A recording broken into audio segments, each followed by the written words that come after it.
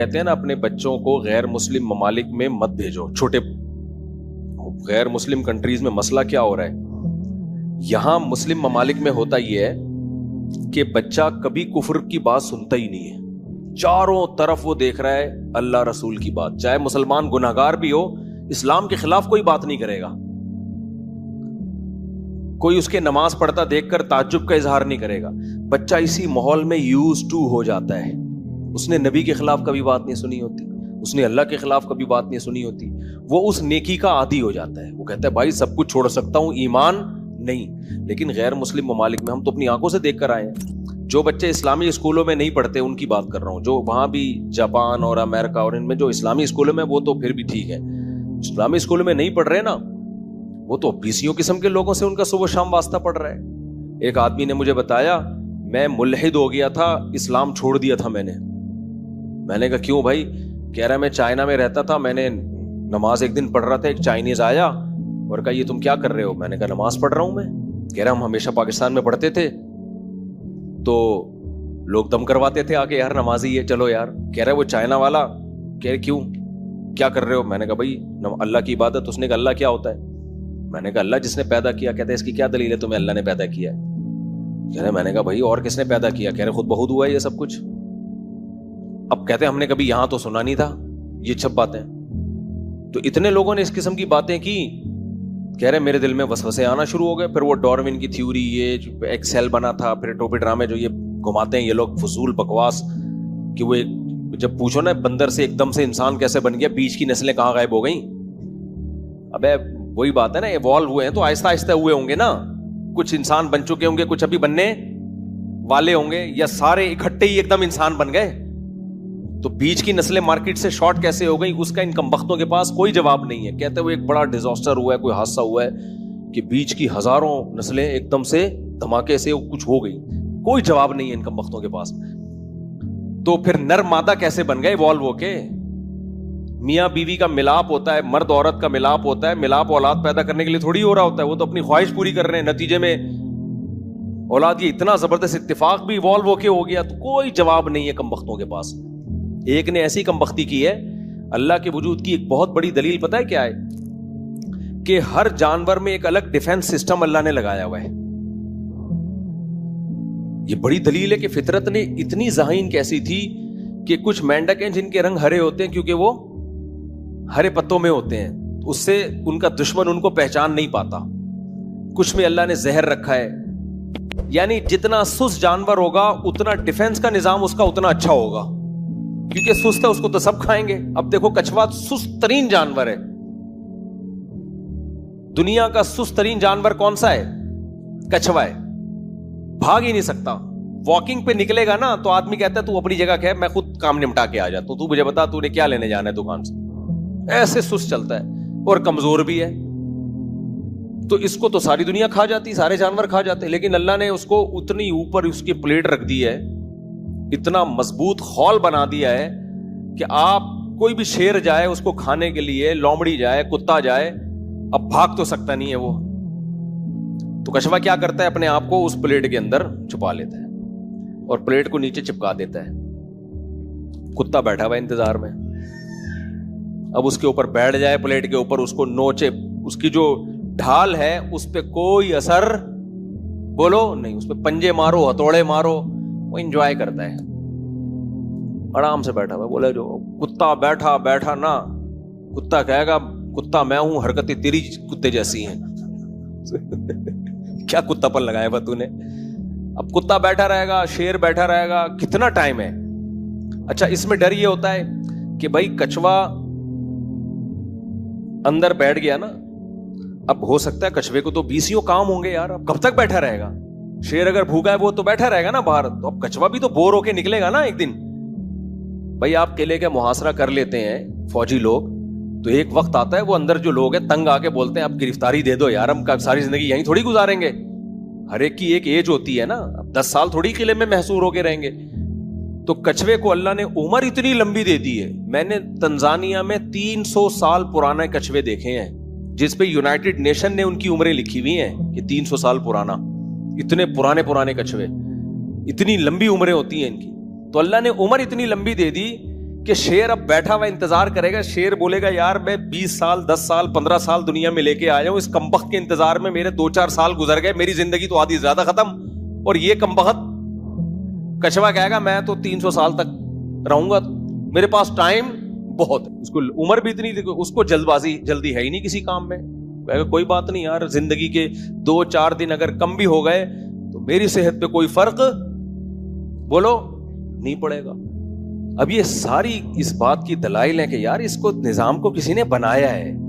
فطرت نے خود تو نہیں کر دیا کہ جس بیچارہ سست ہے تو اس کو خول دے دو, اس کو دوسرا اپنی نسل بچانے کا کوئی اور ٹیکنیکل طریقہ دے دو, عمر بھی لمبی کر دو, جلد بازی نہیں ہو اس کو. وہ شیر کی عمر کم ہے, ٹائم کم ہے اس کے پاس, وہ پھر تھوڑی دیر انتظار کرتا ہے, بولتا ہے میرے دنیا میں اور بھی کام ہے, صحیح ہے نا, تو نکل جاتا ہے وہاں سے, کہتے تو چھوڑ دے.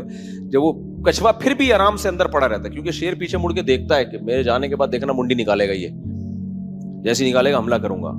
کچھوا کہتا ہے تو جا, شیر چلا جائے گا, کچھوا اگلے دن منڈی نکالے گا, بولے گا یار میرے پاس نہیں ہے, میرے پاس بہت. پھر تھوڑا سا جائے گا یوں کر کے, پھر دیکھے گا کوئی چیتا آ رہا ہے, چلو پھر بیٹھ گیا آرام سے. تو یار یہ نظام کسی نے بنایا ہے بھائی, یہ خود بخود نہیں ہو سکتا. تو اس کا ان کمبختوں کے پاس کیا جواب ہے؟ کہہ رہے ہیں ایکچولی ہوا یہ تھا کہ نسلیں تباہ ہو رہی تھی, تو جن کا اتفاق سے جن کا ایسا سسٹم تھا وہ بچ گئے, جن کا ایسا سسٹم نہیں تھا وہ, بھائی آپ ٹوپی کرا رہے ہو, صحیح ہے نا, خدا کے انکار کے لیے بہت حد سے کراس کر رہے ہو آپ. مور کے جو اتنے خوبصورت پر ہیں, یہ ایوالو ہونے کا نتیجہ, دنیا میں مور ہی کیوں پر پھیلا کے گھومتا ہے, ناچ دکھاتا ہے, اپنے پروں کی نمائش کرتا ہے, کوئی اور پرندہ اس طرح سے نمائش کیوں نہیں کرتا؟ فطرت نے اس کو جب اتنے خوبصورت پر دیے, دماغ وہ ذہانت تھوڑی ہے جو انسانوں کی ہے, لیکن فطرت نے اسی میں یہ دکھایا کہ اپنے پر ایسے گھما کے لوگوں کو دکھانا, تاکہ تیرے کلر کو دیکھ کر وہ کہیں کہ یہ پینٹنگ کسی نے کی ہے, یہ پینٹر کا کمال ہے, یہ پینٹنگ کروڑوں سال میں بھی آٹومیٹیکلی نہیں ہو سکتی. تو مور کی تو ساڑی نما ایسے پیچھے وہ جھالر گھوم چلتی ہے, اور پھر ایسے پر لگا کے دکھاتا ہے, یوں گھومتا ہے. ہمارا مور دیکھ لیا کرو صبح ایسے یوں کر کے یوں, اور ایسا مور اسٹائل کرتا ہے, میں کہتا ہوں 1 مور, ایک اور دفعہ دکھائیے اپنا اسٹائل جو ہے نا, پھر وہ یوں کرتا ہے ایسے کر کے, پھر ایسے پر اتنے خوبصورت اس کے کھلتے ہیں. تو بھائی یہ فطرت کی عکاسی ہے. تو خیر ہم کہاں سے کہاں چلے گئے. تو وہ دیکھو, وہ چائنا میں جب چاروں طرف اوٹ پٹانگ باتیں سن رہے ہیں بیکار قسم کی, خدا کو کس نے بنایا, پھر خدا, تو وہ کہتے ہیں میں تو پاگل ہو گیا, میں نے نماز ہی چھوڑ دی, ایسے وسوسے آئے. خیر اللہ نے اس کو پھر ہدایت دی دوبارہ. تو اسی وجہ سے بہت زیادہ اس کا علماء اہتمام کرتے ہیں, بھائی بچے کو ماحول کیا دو, دینی ماحول. وہ چاروں طرف بات ہی اچھی سنے, سچ کی بات, اللہ رسول کی بات, ماں باپ کی اطاعت کی بات. اور میں بار بار جو کہتا ہوں کہ اپنے جلدی شادیاں کرو, بچے پیدا کرو, پھر اپنے بچوں کے سامنے اپنے ماں باپ کی خدمت کرو, تاکہ بچے یوز ٹو ہو جائیں کہ یار کلچر ہے ہمارا, میرے باپ اپنے باپ کی خدمت کرتا ہے تو ہمیں اپنے باپ کی خدمت کرنی پڑے گی. پریکٹیکلی زبانی تقریروں سے تھوڑی ہوتا ہے, اس کو وہ ماحول دے دو, ایسا ماحول دے دو. یعنی ماحول کا مطلب عمل کر کے دکھاؤ. دیکھو فوج میں جب ٹریننگ دیتے ہیں تو کیا ترغیبیں دیتے ہیں؟ دنیا کی کسی آرمی میں دیکھا کہ آفیسر ترغیب دیتا ہو کہ دیکھو تم سب نے کل صبح اٹھ کے 1 گھنٹہ جاگنگ کرنی ہے, 1 گھنٹہ واکنگ کرنی ہے, 20 ڈپس نکالنے ہیں, اور اتنی دفعہ اٹھک بیٹھک کرنی ہے, ٹھیک ہے, کل سے آپ لوگ شروع کر دینا, اپنا خیال رکھنا, تاکہ جب ٹریننگ اس طرح سے ٹریننگ ہو, تاکہ جب جنگ ہو تو پھر ہم اس میں لڑ سکیں. ایسا نہیں ہوتا بھائی. وہ اگلے دن آئے گا, ٹھڈے مار کے اٹھائے گا, تیرا باپ بھی دوڑے گا, وہ دوڑوائے گا پریکٹیکلی, سمجھتے ہو, کہے گا ہم نے NCC کی ٹریننگ کی ہے کالج میں, پہلے ہوتی تھی, جنرل مشرف کے دور میں ختم ہو گئی, وہ ایک ہی ڈھنگ کا کام کالجوں میں ہوتا تھا, وہ بھی ختم. تو اس میں 20 دن فوجی ٹریننگ کرواتے تھے. وہ صوبیدار میجر ہمارے آفیسر تھے, وہ بچوں کو نا, ہمیں کالج کے لڑکوں کو, وہ بھائی ہم نے جو ٹھڈے کھائے ہیں نا ان سے ہمیں یاد ہے, بیٹھے ہوئے تمیز سے انجوائے کرنے, اٹھو دوڑو. کیوں دوڑے, ابھی تو دوڑ کے بیٹھے تھے, کوئی کیا کرنا ہے, جب دوڑنے کا ٹائم آگا دوڑ لیں گے. نہیں بھائی دوڑو, دوڑے تگڑ تگڑ تگڑ تگڑ تگڑ, لیٹ جاؤ, کرالنگ کرو, ٹھیک ہے نا بھائی, بتا دو ایسے کرالنگ ہوتی ہے, ہم خود کر لیں گے. اگر ابھی کوئی انڈیا حملہ تھوڑی کر رہا ہے پاکستان پہ, ہمیں بتا دو ہم کر لیں گے. نہیں بھائی ایسے تھوڑی ہوتا ہے, ابھی تیرا باپ بھی کرے گا, ابھی کر رہے ہو, صحیح ہے نا. پریڈ کرو, پریڈ ہمیں, مجھے بڑی اچھی پریڈ آتی ہے, مجھے پریڈ جو فوجیوں والی پریڈ ہے نا, بالکل پاؤں سے پاؤں ملا کر میرا شمار اچھی پریڈ کرنے والوں میں ہو گیا تھا. یہ اس کے جو ہے نا بڑا, مجھے وہ جو ہمارے آفیسر تھا, جو بھی ٹیچر تھے, ہمیں ٹریننگ کر رہے تھے, بڑی زبردست پریڈ. ہم لوگ بالکل پاؤں سے, جیسے یہ پریڈ نہیں ہوتی ایسے ٹھک ٹھک ٹھک, وہ دائیں مڑ بائیں مڑ پورا سیکھا ہوا ہے ہم نے 20 دن میں. تو وہ یہ نہیں کہ ایسے دائیں مڑنا ہے ایسے بائیں مڑنا ہے, اور پہلے سیدھا ہاتھ پاؤں آگے کرنا ہے پھر الٹا ہاتھ, اور دیکھنا جب وہ اس کا سیدھا پاؤں ہو تو تم بھی اپنا ہی سیدھا, ایسا نا تم الٹا نکال رہے ہو آگے. چلو ٹھیک ہے یہ ہو گئی, یہ کر لینا 20 دن. کوئی کرے گا بھائی, کان پکڑ کے نا کروایا جاتا ہے. فوج میں بھی ایسا ہی ہے, دوڑوایا جاتا ہے, ٹریننگ دی جاتی ہے, ٹھڈے مارے جاتے ہیں, اس کے بعد جا کے پھر بھی پریکٹس ہوتی رہتی, فرضی جنگیں مسلط کی جاتی ہیں, اس کے بعد جا کے انسان اس قابل ہوتا ہے کہ جنگ ہو تو وہ کچھ کر سکے. اگر ترغیبات دیتے تو نہیں ہوتا, تو یوز ٹو کرنا پڑتا ہے. سمجھتے ہو کہ نہیں سمجھتے؟ تو اپنے آپ کو عادت ڈالنے کے لیے روزے کی, نماز کی, تلاوت کی ماحول بناؤ, اور عادت ڈالو کسی بھی طریقے سے. جرمانے لگا لگا کے عادت ڈالو کہ میری اگر فرض چھوٹ گئی, ناشتہ گول, ناشتہ نہیں کروں گا. سمجھتے ہو؟ جس دن فرض چھوٹی اس دن ناشتہ نہیں, عادت پڑے. 40 دن کسی بھی طرح سے کر لینا انسان کوئی کام کو, تو یوز ٹو ہو جاتا ہے, عادت پڑ جاتی ہے. تو ایک اور بات ذہن میں آئی تھی بڑی زبردست, اسی سے متعلق, دماغ سے نکل گئی. چلو پھر ہم اسی بیان کی طرف چلتے ہیں. تو جب یہ کرتے رہے گا انسان, ہاں ماحول کی بات کر رہا تھا, تو اب ہوتا کیا ہے ان ملکوں میں جن بچوں کو اسلامی اسکول نہیں ملے, وہ چاروں طرف کفر کی بات, LGBT, لڑکا لڑکی ہوتی ہے, لڑکی لڑکا ہوتا ہے, آپ کی مرضی, اس طرح کی چیزیں سکھائی جا رہی ہیں. امریکہ میں بھی, کینیڈا میں تو بہت زیادہ بچوں کو کہ تم اگر لڑکی فیل کر رہے ہو تو تم لڑکی ہو. اب ہمارے ہاں کسی بچے کو بولتے ہیں نا کہ تم لڑکی فیل کر رہے ہو, وہ کہے گا پتہ نہیں تیرا دماغ خراب ہو گیا, کیا بات کر رہا ہے, میں کیوں لڑکی فیل کروں. لیکن ان کے ہاں کسی کا بھی دماغ خراب نہیں ہو رہا. حالانکہ کتنی فضول ترین بات ہے یار, یہ اتنا کامن ہو گیا ہے کہ اب وہاں جو مسلمان بچے اسکولوں میں پڑھ رہے ہیں نا, ایک صاحب نے بتایا کہ ایک بچے نے آ کے گھر میں کہا کہ میں لڑکی ہوں, نہیں میں کتا ہوں. آپ حیران ہو گئے, یہ بھی ہو رہا ہے کہ میں کتا فیل کر رہا ہوں تو میں کتا ہوں. میں مذاق نہیں کر رہا, آپ سمجھ رہے ہو میں مذاق کر رہا ہوں. انہوں نے کہا آپ جو فیل کر رہے ہو آپ کا رائٹ ہے, تو اس نے کہا میں کتا ہوں. اب ماں باپ پریشان ہو گئے یار, یہ ماحول کی بات ہو رہی ہے, ورنہ کوئی بچہ ہمارے ہاں کتا اگر فیل کرے, اول تو کرے گا ہی نہیں. وہ پوری زندگی ہماری گزر گئی, اتنی زندگی گزر گئی, پوری تو نہیں کہنی چاہیے, ایسا نہ قبولیت کا وقت ہو, اتنی زندگی گزر گئی, لیکن آج تک میں نے کوئی ایسا بچہ نہیں دیکھا جو کہہ رہا ہوں میں اپنے آپ کو بلی فیل کرتا ہوں, میں اپنے آپ کو کتا فیل کرتا ہوں, میں لڑکی فیل کرتا ہوں, میں لڑکا فیل کرتا ہوں, کہیں بھی نہیں. لیکن اب یہ چیزیں آہستہ آہستہ سوسائٹی میں نظر آنا شروع. ایک ڈاکٹر آئے, مجھے کہنے لگے میرے پاس ایسے پیشنٹ ہیں کہ جو کہتے ہیں میں لڑکی فیل کرتا ہوں, تو میڈیکلی تو ایسا ہو رہا ہے. میں نے کہا ڈاکٹر صاحب اب ہو رہا ہے جب اس LGBT کو فروغ دیا گیا ہے. آپ نے بھی اپنے بچپن میں کبھی نہیں سنا ہوگا, اور آپ چونکہ پڑھ کے وہیں سے آئے ہیں باہر سے, تو ان لوگوں کے تو یہ کامن ہے, ان کے یہاں فطرت سے بغاوت ہے, تو اب آپ کے دماغ میں بھی یہ چیز بیٹھ گئی ہے. اور میں نے کہا مجھے تو ڈر ہے کہ کہیں ایسا نہ ہو آپ بھی کچھ اور فیل کرنا شروع کر دیں, تو تھوڑا سا فاصلہ رکھیں کائنڈلی, ٹھیک ہے نا. ہی ہوں اور ہی فیل کر رہا ہوں میں, صحیح ہے نا. تو میں آدمی ہوں, اگر آپ کو کی فیلنگ چینج ہو گئی ہے تو کائنڈلی آپ تھوڑا سا دور بیٹھیں, فاصلہ رکھیں آپ.